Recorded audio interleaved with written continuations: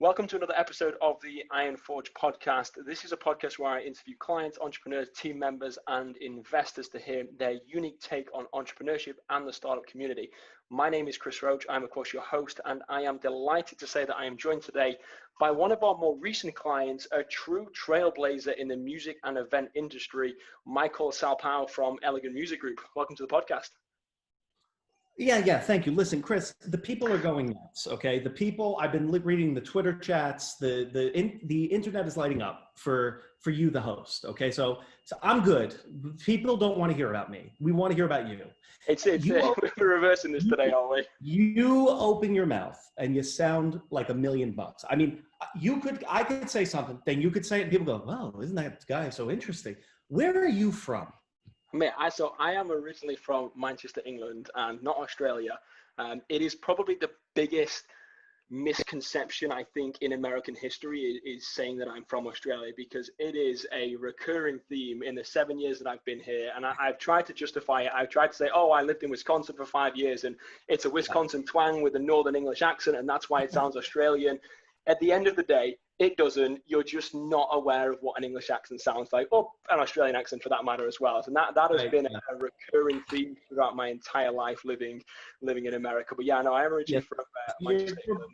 You're a bit of a train wreck. It's fine. It's I could get through it. I can put up with it. But no, thank you for having me. I saw that you guys kicked this off and we chatted a little bit, and I said I'd love to be a part of it, and I'm looking forward to it. Yeah, absolutely. And for those of you listening, when people have asked us and said, what gave you the inspiration to do the Iron Forge podcast? This is the inspiration. Michael was the inspiration for starting this. He talked to me as we went through our discovery phase, and he'd mentioned he had his own podcast. I'd listened to a couple of his episodes. I'd listened to the effect he was having with his company, and really the insight it gave you, and it made me like his company more and more, and not just who I'd met, but everyone involved. And that was really inspiration. So thank you, Michael, for obviously giving me the inspiration to start this. Let's start off. Let's talk about Elegant Music. What is Elegant Music? Who are you? What do you do? And where have you come from?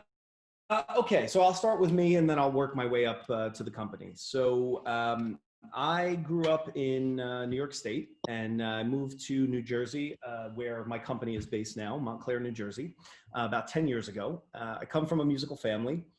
Music was always part of the sort of the language that we spoke in. There was no, board games. There was no, let's go throw the football around. It was like dinner was over, and we would just make music. My dad played professionally for 20 years, so he'd rip out the keyboard. My mom sang. And that was the language, and so when I was about 3 years old, my whole family, my extended family was like that as well. And when I was 3 years old, I was just completely captivated with the fact that people could command attention with that art, with that craft, whoever was playing the piano was the focus, whether it be my dad or my uncle or whatever. And I think that's where I got the bug, Yeah. Concurrently, as that's happening throughout my life, and I'm picking up different instruments along the way. And also, I'm not formally trained in music at all. I don't have a background in it. I can't even read music, to be honest with you. Oh, really? I'm totally self-taught, play by ear. So, it's definitely not a structured background. And I think that plays a little bit into my story with the company. But as that's happening, I always had a love for all things creative. I'm a creative person at heart. And so, other kids were out, like I said, playing ball in the neighborhood. And I was using Crayola construction paper to make my perfect business card when I was 5, when I had a lemonade stand, it wasn't just my lemonade stand. It was I put neighborhood kids to work, and I branded and I franchised my lemonade stand. So there clearly wasn't something right with me as a child. And so that really brought me into different phases in my life. I was always sort of at conflict, when you're a kid and you're growing up trying to find your way. I'd be really into music, but it wouldn't be let me go practice for 8 hours. It would be let me practice to get good enough to get the gig, and then let me figure out how I'm going to brand the gig and sell the gig and whatever. And so, I really grew a love of marketing, branding, and at the same time, really business, and so when I was in middle school, I had my first 7th grade band, and we were playing all the dances and doing all the stuff, but the band broke up. Band fell apart, and I was 12, but it was funny because we actually were getting paid to play out. We were pretty, you know, decent for kids, and we were getting paid, and I owned the PA, which was like the major first hurdle to like anything that came on, you know, next. And so Right. I said, all right, well, I don't want to depend on other 12-year-olds right now. I want to start a business, you know. I said, They're so just what unreliable, aren't they? unreliable 12-year-olds. You can't count on them. Can't get And middle so ground. I became a DJ. My first gig was at my aunt had a housewarming party, and I had a Sony Walkman, and I had one of those big like the home stereo things that they had when we were kids, and I was like cross-fading between the two, whatever, and it worked out. And so I asked my grandmother, I think, bought me for Christmas or something. She bought me an actual mixer, and I had my first like real business by the time I was like 12, 13 years old. It was a mobile DJ thing. That's awesome. I was a one-man show, you know, and so that became a very serious endeavor. I mean, I made a lot of money as a kid. I paid my way, a good portion of my way through college on DJing and kind of working up and buying better equipment, and then launching a website, I think for the first time in 2006 or 7 or whatever. To put it to you this way, I made more money my last year in college as a business owner / DJ than I did my first year in my career. I'm also a teacher by trade. And so, Right. you know, I was hustling, and so I loved it, but you know, I wanted to pour myself into a career. You know, my dad was a professional, but he was a part-time. He also had a background in education. And so, unlike a lot of musicians, my goal was never to make it big. You know, my goal was to like, I want to play weddings and events, and I want to get paid and have fun and whatever. And so I was doing that, but it was draining. You know, I was in grad school, and I was trying to work full time and trying to DJ and run my own business as a one-man show. And it got to be too much. So I stepped away from it. It took me about a year to get out of my bookings. You know, was in grad school, and then, you know, I'll stop there. Do you have questions? Sorry, because I'll just no, run. no. I'll So just you stepped away from the DJing. You're doing your masters. You're working full time as a teacher, and then you're DJing on the side. And then you stepped away from the DJing, despite the fact that was the more profitable route at the time for you as an individual. That was what you stepped away from. Took me, you know, I know that prior to us hitting record, you had said you want to kind of get into the backstory, and I think that I'm a hedge better by nature. You know, I want to test the waters, I want to jump in the deep end if I have floaties on. And so this idea of DJing and the money, and I knew that the smarter play, you know, as a teacher was, you know, the health insurance and you know, the pension and things. And so I didn't have that piece of the entrepreneurial spirit yet. You know, I was testing the waters. I was 22 or 23, whatever. And so, you know, I stepped away. I went back to grad school. I got a second master's degree, but I missed it. I missed the music. And really, more importantly, I missed running a business. And so I started to get back into it slowly. You know, I was like, maybe I'll just start a bar band, or I'll, you know, just casual. I went into it. I go into everything in my life with a certain casualness that never seems to stick, because once I get there, it's like, how do I grow? How do I build it? How do I brand it? You know, we're off to the races. And so, to make a very long story short, I started this 90s cover band called Topanga's Playlist. Outstanding branding right there. I can't take credit for the name, but it was a good thing. And I met this guitar player. His name was Mike. And Mike was everything opposite of me in terms of music, in that he was formally trained. He went to school. He could do all of the academic things that I could not. Yeah. However, different we were in music, we were very similar when it came to our work ethic and the way that we saw the world. And it didn't take long for the two of us in that drive to grow to become disenfranchised with playing until 3 o'clock in the morning at a bar and not getting paid very much, and so on and so forth. And so I said to him, you know, if we're going to do it, let's do it. Let's put a band together, an actual, like a wedding, an event, you know, a corporate event band. And so we did, and we joined an entertainment company. We did not do it. We were a band, you know, under the umbrella of another entertainment company. Things weren't working out there. Nice guys, just had different philosophies, and things weren't moving fast enough. In case you can't tell, I like things to move very fast. 1,000,000 miles an hour. And so Mike and I said, all right, yeah. So I said, all right, Mike, this ain't working. It's not working, right? So what are we going to do? And we had a real, we were in my basement at the time. And it's so funny because at the time, the investment that it takes to make yourself like a formal LLC, you know, the $125 to file with the state that you're in and so on and so forth. I remember that was like a huge hurdle to how were we going to come up with money to do this, you know? So that's the point that we're having this conversation. And it came down to either we were going to go out and do it for ourselves. We were going to start an entertainment company. Now, having done that before, I knew what that was going to take. And it was a lot of starting and stopping, right? We were in the bar band, then we were with this other entertainment company, and you hit that wall of like, oh, not again. But also you get to kind of chart your own path, right? And so that's very appealing. So right before we did that, I said, wait a minute. I was at a wedding a year ago and I met this guy, and this guy had a company and I really liked the guy. I won't go into the whole story, but it was a friend's wedding. It was a mutual friend's wedding. Okay. And I had actually come to the office and I sat in this very room that we're in right now. And I met him and we talked, and I said, yeah, we have a band and we'd be interested in finding a new home.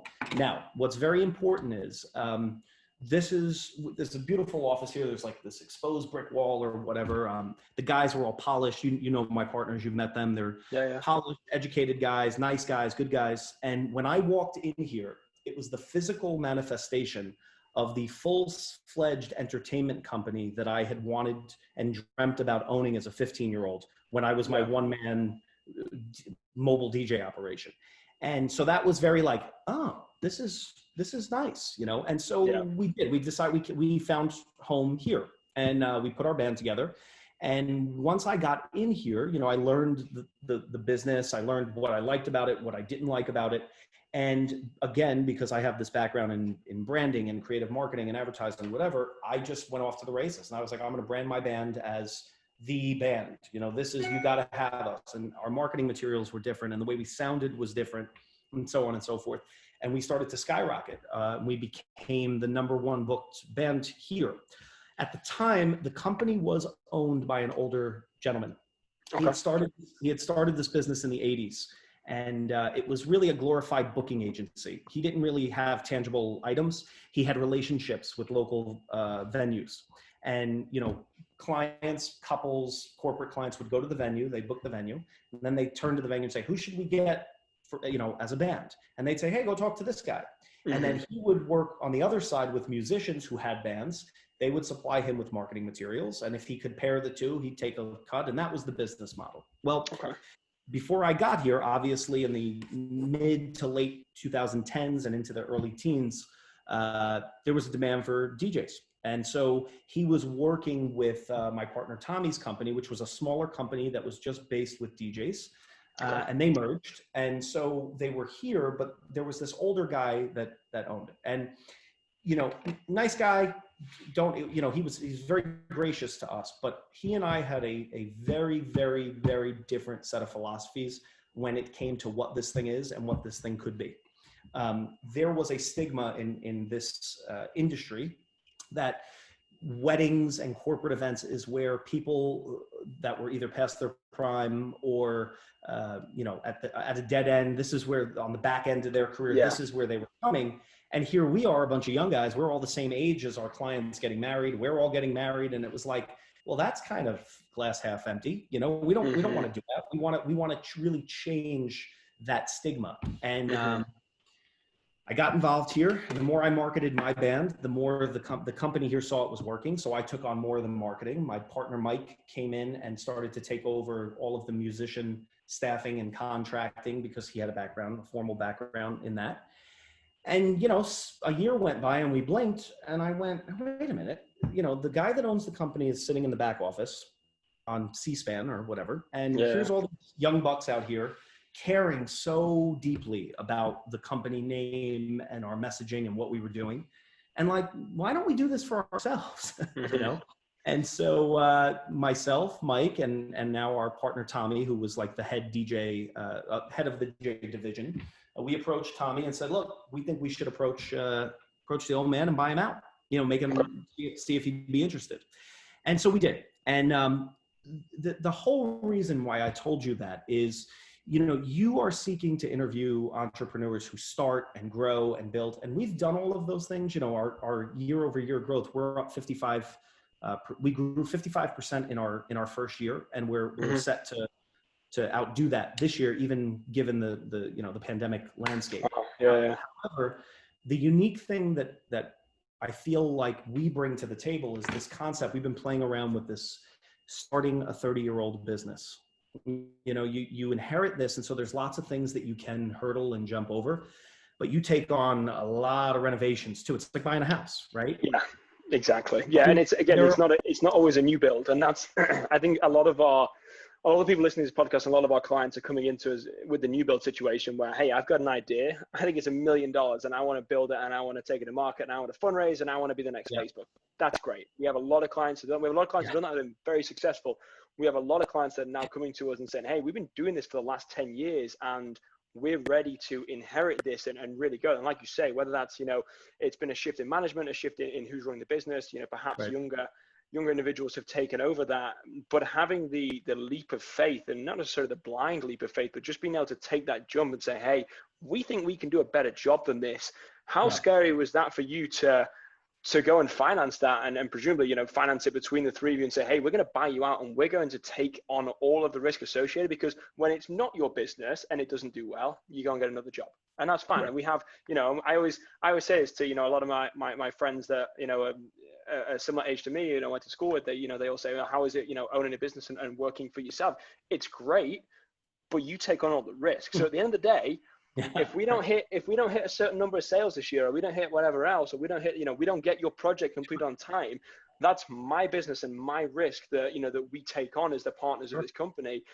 Whereas when you're an employee, you just, you're a DJ, you're a band member, you go somewhere else. So how is that shifted your mindset? I'll answer your question. I'll give a piece of advice too. If you are preventing yourself from taking that risk because you're not financially ready for whatever the risk is that you're thinking about, whether that means signing up for an LLC, right? Buying your first computer system or buying an entire business, you're never going to be ready financially. You're never ready. Okay. So here is the better question. The better question is, how hard will you let it fail? You will always find, at least for me, I find a way to make money, right? You give me the parameters, you show me the landscape. I'm a hustler. I will find a way to earn. If I, for a second, had any doubt in my mind that I was ever going to care less about this business, that's when you have to question, am I about ready to do this? The money will come, you'll find the financing, you'll do whatever. I looked at myself and I looked at my two partners and I knew we were never, at least for the foreseeable future, we were never going to allow this business to fail. Whatever that meant, and it's funny. It's like when people get married and they say, you're taking vows and you have no idea what life's going to bring you, older couples or whatever, you go like, oh yeah, okay, whatever. It's kind of like that at business too, right? Like, had you imagine I could go back in a time machine, 2 years ago and tell myself like, hey, you're in a few months, you're going to buy EMG. And 2 years after that, or a year and a half after that, you're going to go through a pandemic. I wouldn't have done it. Right. But it's crazy. But we're stronger. Yeah, it's crazy, but you just don't allow yourself to fail. And I think that is a constant thread for successful entrepreneurs. Absolutely. Everybody has variations of intelligence. They have variations in the actual skills. Some people are more analytical, some are more creative, but I think it's that inability to allow something to fail.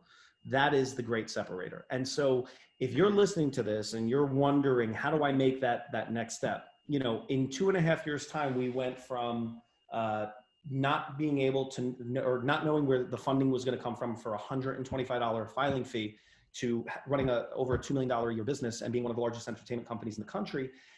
It's don't wait for the money, right? If you won't allow yourself to fail, you will find by hook or by crook.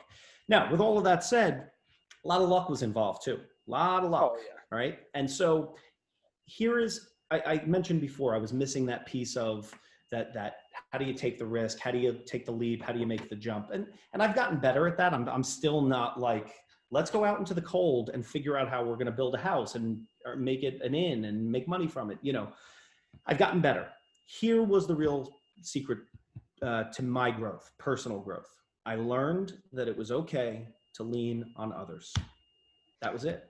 And that's When I was 15, 16, 20, and yeah, I mean, I could not, that business that I had as a kid, had I kept with that business, I could have never grown it to this, because I had to let go and realize it was okay that if I have a weakness, you know, admitting your weakness is strength, that sort of thing, you know. My partner, Mike, he's way better of a musician than me. My partner, Tommy, is way better financially than I am. There are things I'm way better than them at, but that's the beauty of it. And letting yourself go as an entrepreneur. If you're a headstrong person that won't allow yourself to fail, typically those people can be the same people that have an issue in letting go control, right? And so I learned how to do that. And then, you know, there was a lot of strange luck too. It was by happenstance that I met these guys, that, you know, the planets aligned and so on and so forth. But, you know, if you keep your nose down, you refuse to let yourself fail, and you have a little bit of luck, you're on the right path for sure. And I think there's a lot of cliches that I think people say, and, you know, you see online and you read, and, you know, things like, luck is always going to, you know, favor the hardworking and favor the brave that go into those situations. But it's true, you know, it's, if you put yourself in a situation to be lucky, you have a higher chance of being lucky. It's fact. And it's, you know, I think a lot of people are hesitant to really do that. And the other one is, you know, hire your weakness as soon as you can, because once you can identify, I'm terrible at organization, and I know I'm terrible at organization. Right. You can't see the state of my office right now on the other side of this camera. It's a mess. You know, I've always been terrible at organization. I've always been very good at pointing a direction and being able to get a team to go there. And I've always been very good at, you know, from the marketing and the sales side of things. So I know that on marketing and sales, Jarrett, one of my partners that, you know, you talked with a long time ago, when he came on, I knew he was more analytical than I was, and he handles a lot of the things that I'm not very good at, and a lot of the things that he's not very good at, he's able to, and that's just within a department as well, not in the overarching company. About, you know, we have project managers and operations and developers, designers, and different leaders within there. But as soon as you can hire people that are going to complement you and not have the same skill set, I think when you find someone, the risk and the mistake I think a lot of people make when they're first starting is they hire somebody that they like because they're similar to them. So if I hired another sales guy, we're going to butt heads. We're going to go at it all the time. We're going to compete, and we may sell, you know, a lot more, but everything else is going to get pushed to the side because nobody wants to do it and put the information in the CRM. Nobody wants to update the client information. Nobody wants to do those detail oriented things, because I know that's my weakness. And for you, it sounds like you have this perfect, you know, really trilogy of three individuals that all work very well together. I was told, well, yeah, we do work very well together. And I think that the testament of what we have inherited, I mean, look, the business that we bought is really, the only thing that's the same as what was under the previous owner is the name. I mean, we gutted everything from what clients are seeing. We brought it through a rebrand. Even under the hood, we retooled and restaffed pretty much everything. And so, you know, the testament of and strength of our trilogy of partners is that, okay? Now, let's take all that flowery stuff and put it over here. I love these guys. They're my brothers. We're a bunch of Italian guys from the Northeast. Everybody is in everybody's stuff. Our families are intertwined. Everything they tell you not to do in business, we do, okay? There is not a minute of any day that I don't want to strangle them and they don't want to strangle me, right? And so a lot of times when you hear the flowery stories of entrepreneurs, it's like, well, that guy's so lucky. He's got this partnership. Yeah, we work real well together, and we're at the end of the day, the thing that keeps us alike is that we will set our ego aside for whatever is best for the business. That's our rule. If we come into, if we're debating something, whatever's best for the business, that's what wins, not, you know, individual. We'll fight fervently to say why our way is the right way for the business. But at the end of the day, you got to lay on your sword. And what's interesting is you get a bunch of advice on your way to doing these things. And I have a marketing business as well that I have started from the ground up, and I've grown that. So I've had that experience as well. But specifically, when you do these things, you get advice from a bunch of people. And a colleague, someone I know who I respect as a business person, we're very different temperament-wise, but I do respect his what he's done in business. His advice to me when he heard that I was thinking about partnering up with two others, not one other, was don't do it. said, what do you mean don't do it? And he said, well, I have a business partner, and if we have a disagreement, it's me against him. But, in 3, somebody's always going to end up getting voted out, and, they're going to feel slighted and so on and so forth. And that was a concern of mine, because I had never had 2 business partners, right? Yeah.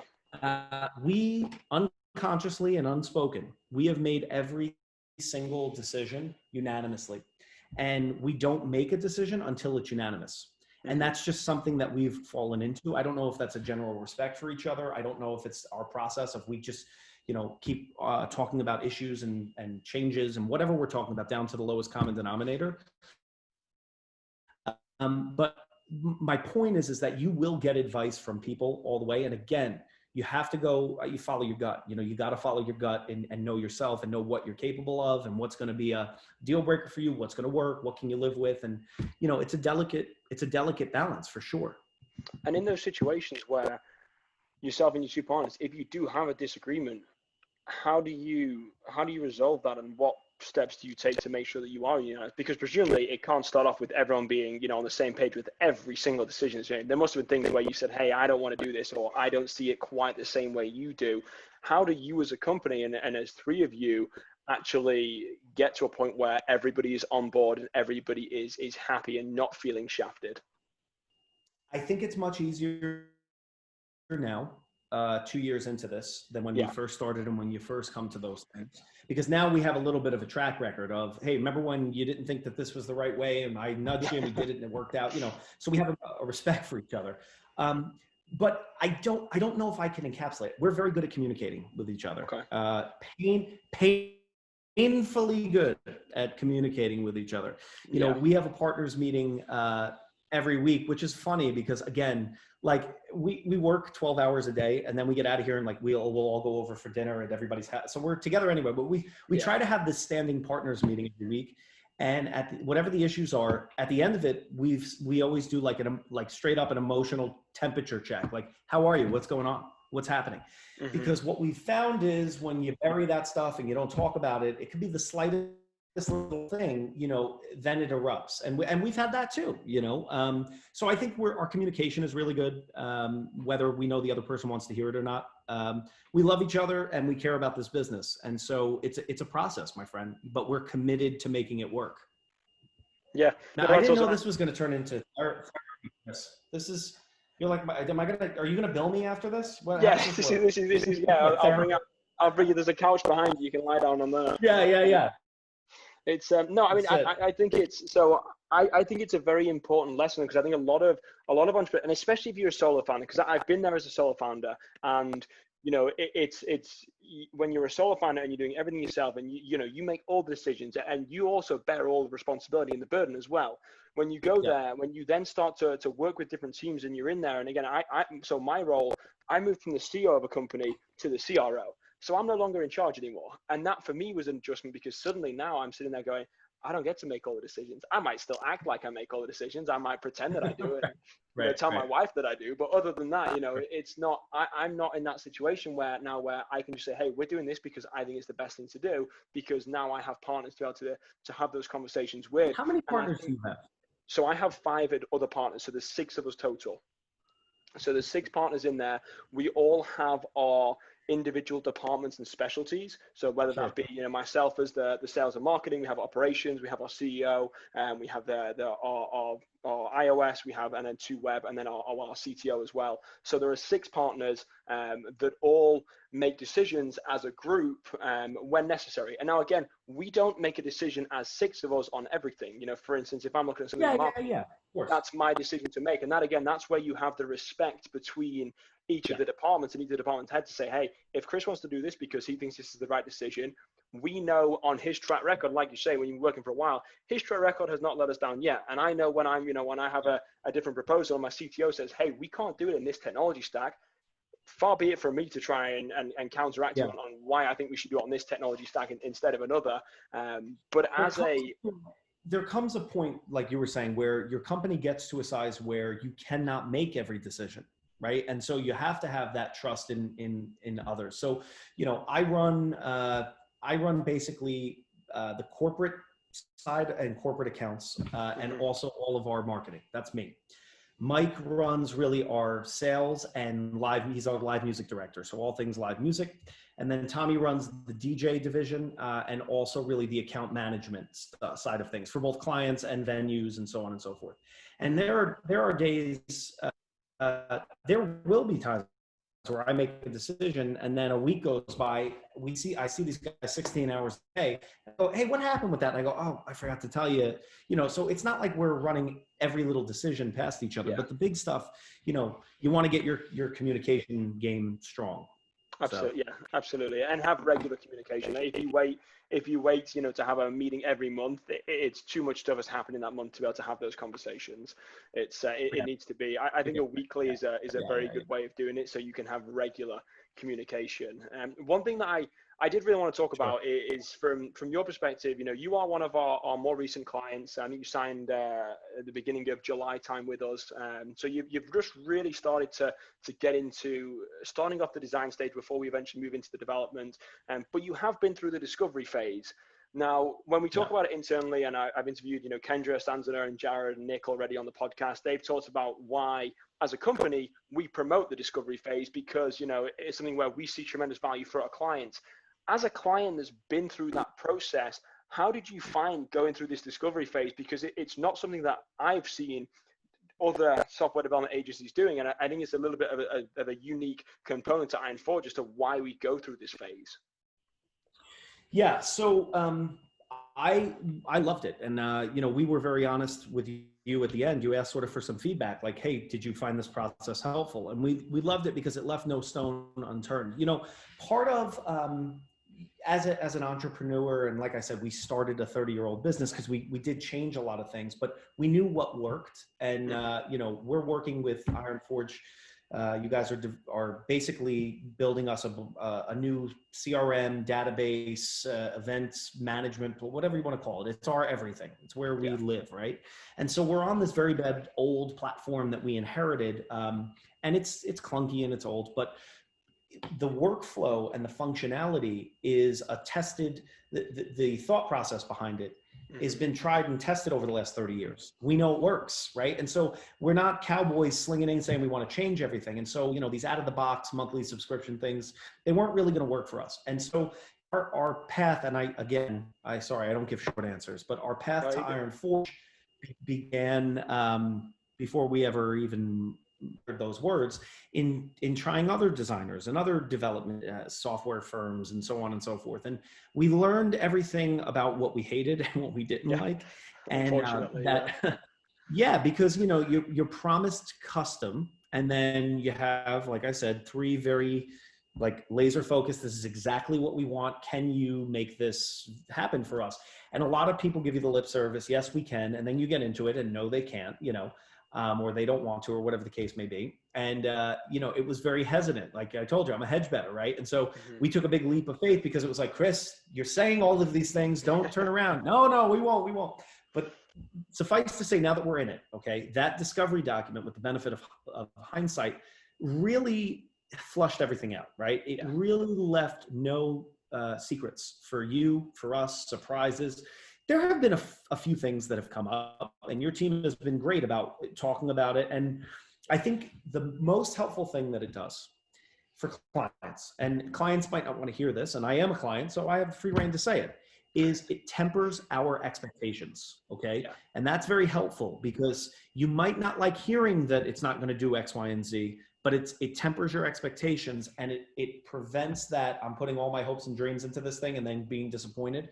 We knew fully. Yeah. And so in the process after the fact, there were a couple of things that either didn't come up because we weren't thinking of them at the time, you weren't thinking of them, whatever the case may be. Your team has been great, and we have been more flexible because it's outside of the scope of what we sort of talked about, Yeah. And there were things that your team said, I know this is kind of out of the scope, but now that we're into this thing, this is really important to you guys. So where can we make this work? And, it truly is a partnership, but I think that it gets off on the right foot because of the discovery process.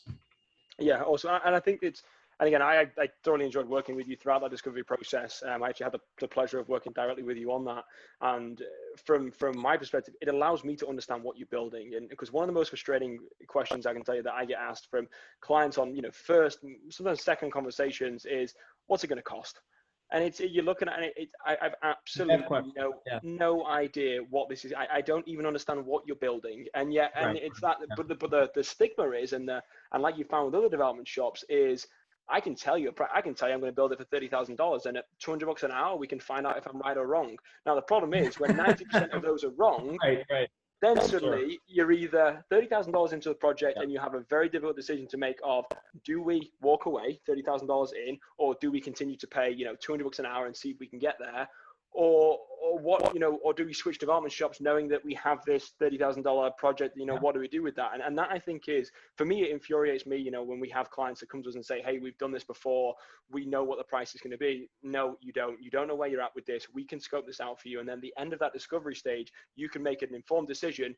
Do you want to work with us? And if you do, this is the different options for pricing and design. And obviously we have different really pricing packages you can choose from to move forward into that. Sure. Or you can take that to any other development shop in the country and shop it around. And that again, I think, is something that is very much underrated, is the fact that you have the ability then in the documentation to say, hey, we know what we're building now. Go and shop that and see what you can get, because there may be development shops that can beat our price. And we are, similar to the way you said earlier with your own company, we are very much a high quality premium software development shop. We're not a offshoring company. We're not going to be the cheapest option. And I think it shows with the quality, but that's not necessarily for everyone. No, yeah, we steer right into, I think you got to own who you are, whether you're a business, you're a client, you're selling something, you got to own who you are. We in our sales process have started steering right into it. We get on the phone with people and we don't wait for them to shop around with other people, because we know they're going to find out that we're the most expensive. We literally tell them, like, hey, we're going to be your most expensive person, but here's why. And here's the value that you get and the service that you're going to get.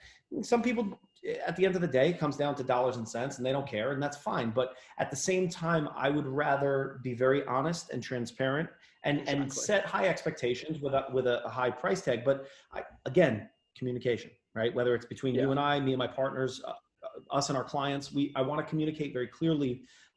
This is sort of what you get for this price. And that discovery document was, the level of detail outside of it helping you guys, I'm sure, scope a project out.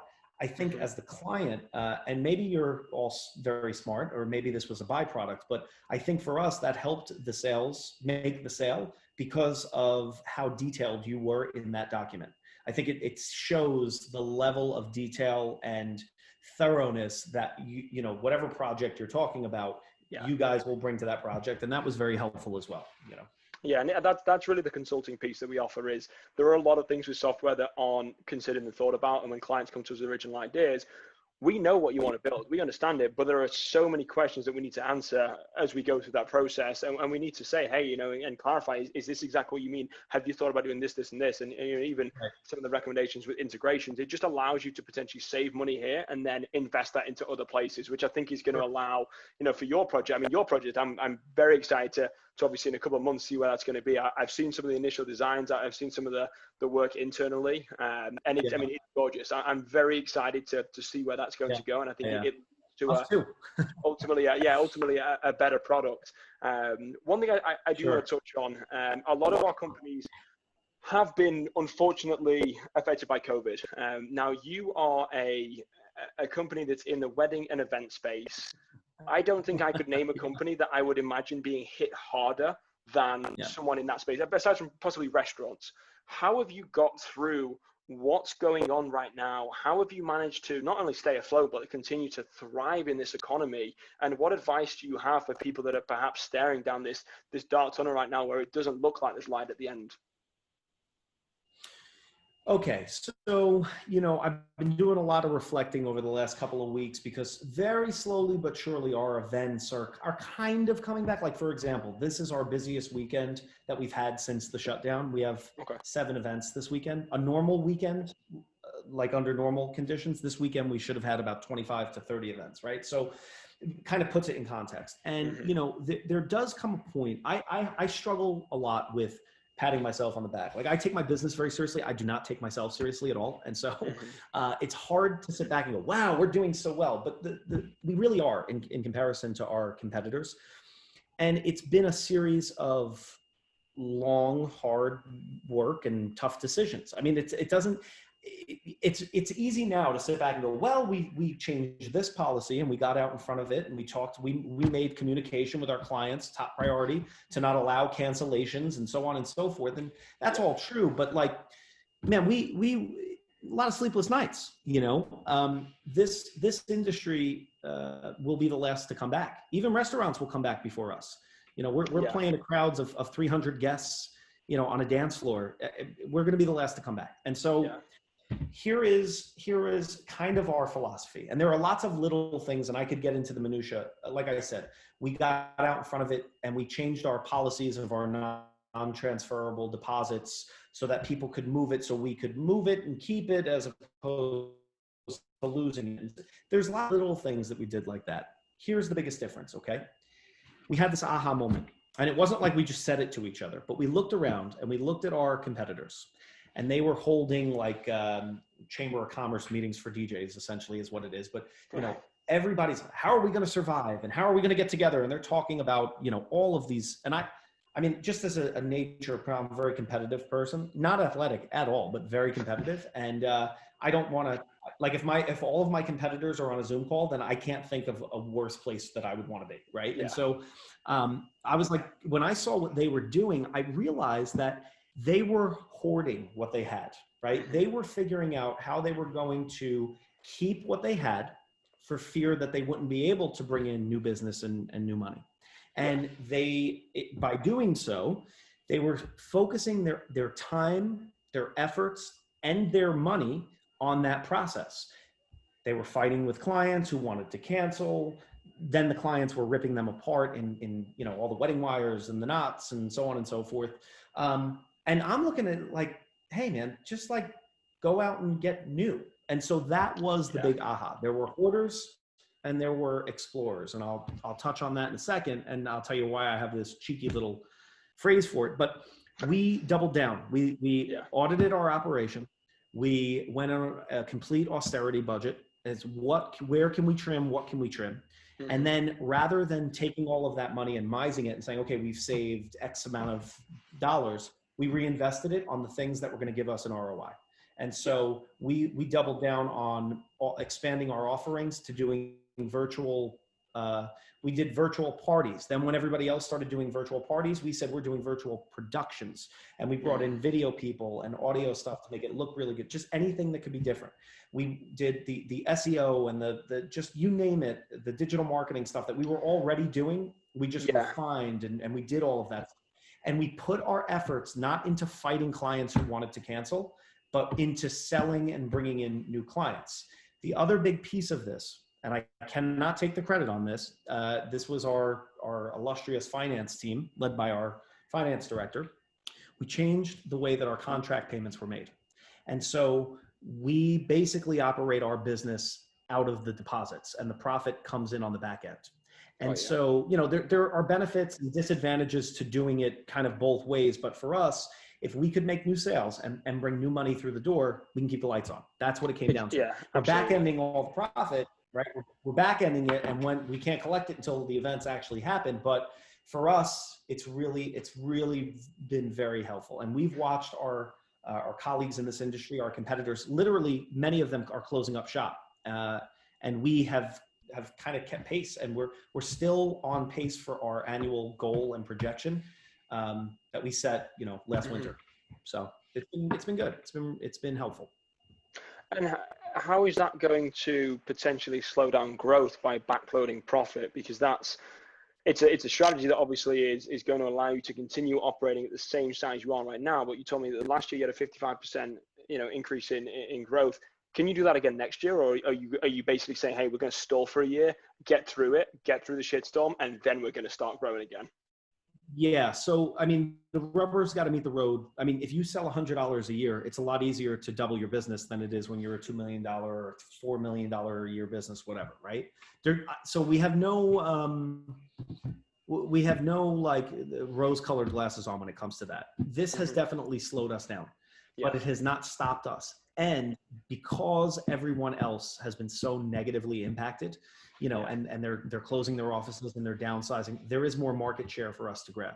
And so, you know, our growth, our team, I have 9 DJs. I have 5 bands. I have a roster of 120 live musicians.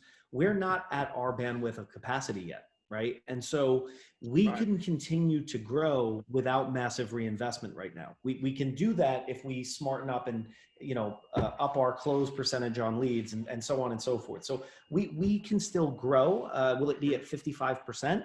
Probably not. I mean, we are in a pandemic, right? But absolutely, when we go back to normal, our playing field in our area of the country is not the old normal. We will be coming back to a place where we are better positioned to take it on. Yeah, there's going to be a lot of green grass, I think, when you get through the other side of this. I think for a lot of companies, and that's really, I think you're seeing two options for companies right now. Either you're doubling down and you're growing and you're getting through this, or you're shutting up shop. And unfortunately, I've not seen too much in the middle. I've not seen too many companies that are struggling and getting through it. It's either you're doing very well because of the fact that you've really, like you said, I mean, for you guys, I mean, if anyone listening, if you want to go to the Elegant Music website, be aware you're going to get blown up with Facebook and Instagram ads just nonstop. The marketing on it is phenomenal. And I run our Facebook ads, so I appreciate the level of detail that goes into doing that. The video production on there is fantastic. So any of our clients that are watching, if you want ideas of how to leverage video effectively for retargeting Facebook ads, go to their website. You'll be hit up. Next thing you know, you're going to have Michael or Tom, coming at you on a live video showing you a wedding, and it makes you want to, even if you're not getting married, it makes you want to hire them. So if you want examples, well, that's the point, right? I mean, it's honestly, it's amazing to see how many different videos are coming in, and just the level of detail and the frequency as well. I think is something that's really important, because with some ads, you can do it too often, you can start to piss people off. The level of frequency that you have and the way you have your campaign set up as someone that knows how they're set up, I think is done very well. But just to see you doing that in really a space where it's probably not very common for your competitors to leverage too much Facebook, Instagram. Same thing with software development. When I told our CEO, hey, I want to get all of our clients through Instagram, he said, well, why not LinkedIn? LinkedIn's fine, but I want to go through Instagram and Facebook because I think that's where they're going to be. We've had the largest array of potential clients come through Instagram ads. I kid you not, it's hilarious. Some of the people that came through, and I think you came through an Instagram or a Facebook ad, and it's clients that come through and they see it, they click on it, they submit the content information, we get on the phone, and it's like, these guys sound legit. Like, we'd love to have a conversation and see where you can go. And I think that is becoming, in this business space, a very interesting and really lucrative opportunity for a lot of industries that aren't used to that. I think software development is one of them. I obviously don't want our competitors to all go and start leveraging Facebook ads now. I don't think it's, I'm hoping that's not what happens with this. Very interesting. I think you'll find this interesting. So, your whoever your top competitor is, and I don't know who that is, and I'm not going to put you on the spot, but just think about whoever they are, right? The composition of management there and developers and so on and so forth, there probably are a lot of similarities between, at least credential wise, right? You could have different philosophies, but credential wise, you're kind of all cut from the same cloth, right? Elegant Music Group is so different from every other company because of our pedigree and our training and our background. I always say it like this: we are business owners that have DJs. The other companies, and I really don't mean this negatively, but it is just the lay of the land. They are DJs that happen to have a business. Yeah. And so we always say, and this sounds like the cockiest thing ever. And ladies and gentlemen, I'm about 30 pounds overweight. I love being the butt of a joke. So trust me when I say this, okay? This is not a pat on the back, but I'm a realist, and I look at the land because I take my business seriously, and I want to see sort of where the weak points are, where the strength points are. I always say to my partners, our only real competition is time and money. Because again, in that drive not to fail, there's also that drive to how can I grow this thing, right? It's the bar band that just runs away, and I want to grow it. I won't stop until Elegant Music Group is as a household name for event entertainment in at least the whole Eastern Seaboard, if not the country. I won't stop. So that's kind of the lay of the land. Is that something you're looking at being a nationwide brand? Is that where you'd like to see this? I think we want our brand to be synonymous with quality. And if that means we have 3 offices up and down the Eastern Seaboard, so be it. If it means that we go nationwide, that's great. I mean, it is a talent-based business, right? And so there are certain materials, i.e. the talent, that I can source in New York City that I won't be able to source in any one of the cities that Kendra lives in, right? And so Kendra, I hope you watch that. Kendra is always in cities I've never heard of. But so I don't know if national growth, but that's the mentality, right? That is where we want to go. And I think the thing that we are most enfranchised with is the growth. Does that mean we grow it and sell it? Does that mean we grow it to be this giant industry thing? You know, I don't know, but that's the exciting part of it. And to your point about companies, sort of, there are none in the middle. There were people who became millionaires during the Great Depression, right? And so Absolutely. it can be done. It's hard. It's real hard, but it can be done. And that's the route we're going. That's the mentality we're going after, as opposed to the let's just kind of hold in place. So I won't grow our business 55% next year, but I won't let it slip even 1%, you know? And so that's the mentality. And then you kind of reap what you sow, and you look back and say, what do we do this year? You know? Well, these are these are the separation years. Is I think in personal finances, and I think in business as well. This next 12 to 24 months are going to be the separation years of either businesses are going to do very, very well, because if you can get through this, once you get through on the other side, like you say, you've got green grass, because half your competitors are gone, and the other half that made it through probably have been, you know, kind of racing to the bottom on cost pricing. Which again, when you situate yourself as a high quality premium service or premium product, you're not competing with them anyway. So it's going to be very interesting to see what happens over the next kind of 12 to 24 months. And I'm very excited to see what happens with Elegant Music. I say it's been a pleasure working with you throughout the discovery phase. I'm very excited to see where this platform is going to go, and really the growth that you guys have. And I think, you know, I've thoroughly enjoyed having you on this podcast. And the last thing that I do want to talk about, because I do want to be kind of respectful of your time as well, because I know how busy you are. You've got some very exciting news that you sent me the other day, I believe in relation to Forbes. So here is, you know, kind of the opportunity to have a shameless shout out here. Tell me what this is. What's the connection with Forbes? You know, are you being in magazines? Are you famous? What is this exactly? Yeah, famous. Yeah, I mean, it's a pinch yourself kind of moment, right? So I'm gonna put my head down outside of podcasting, and I love this medium, right? It's my favorite. We have a podcast. I love it. However, outside of that, I'm like, I put my head down and bury myself in 14 hours worth of work. And part of our strategy in growing the business, and on the marketing side, not to get too weird and analytical, was like link building, right? We need to build backlinks and so on and so forth. So our publicist got in my ear and said, you got to write more business-minded stuff. And again, Chris, to my point earlier, I look at you prior to this on LinkedIn, and you're always in a video and this and that.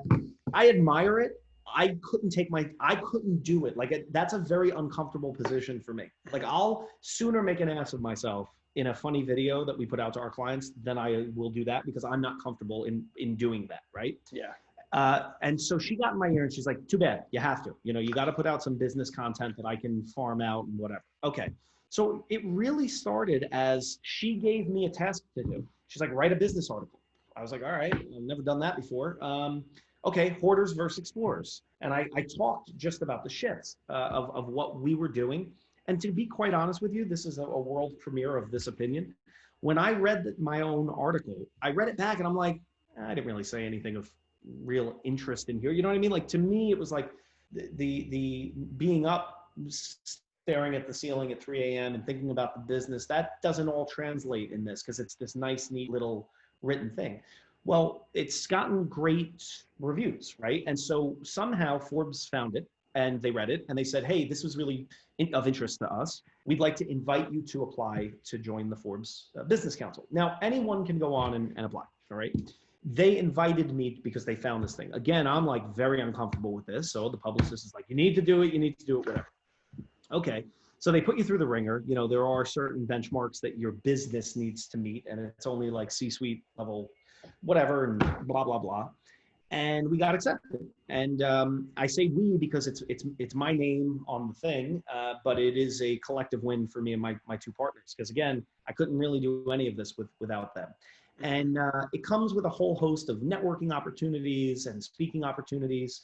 But the real cherry on top is this, it completely gets rid of the red tape, and like I have carte blanche to publish on Forbes when I write these articles and so on and so forth. And to kind of put this whole thing in a nice, neat bow, and this is my background now as a teacher, saying we have to summarize what we've talked about here. How do you get here, right? If people are listening to this saying, how do you get there? I don't know. There are days where I'm like, a lot of hard work. I'm like a teacher and I enjoy talking about fart jokes. And like, now I'm writing on Forbes, like what's happening? Yeah. And in the same week, this is also something that, given the divisiveness of our times, we very much downplayed. We were asked to play for the president 2 weeks ago. And we are not by nature a political group. We have no, standing, whatever. We are not deaf either, and we understand sort of the lay of the land. Regardless of you like this president, you don't like this president. The same week that I'm getting recognized by Forbes, we're playing for the president of the United States. And I go back to that $125, how am I going to file this thing? Yeah. And I'm like, I don't know how I got here. It's a great story. I think, what you said then, you think that, you write the article and you don't know how much, help and really insights you can provide for people. On this podcast alone, I can name 40 occasions you provided insights where I'm thinking somebody is going to take value from that. Everything you've said, there are stories, your background, going through there, just the journey that you've taken, I think is inspiration to people that are on the fence about starting, or people that are already in the process and then maybe, not quite taken to that next level, or maybe they're in the situation where you were at when you're working for somebody saying, I think I can do a better job of this by myself. I think I can go out on my own and do this. And, one of the things that I was talking with Jared earlier today, my dad, he's 58 years old. He just made the decision after working for a company for 30 plus years, he's going to start up his own business at the ripe age of 58. Instead of retiring, he's starting his own business. And again, he calls me and says, what do you think? I was like, do it.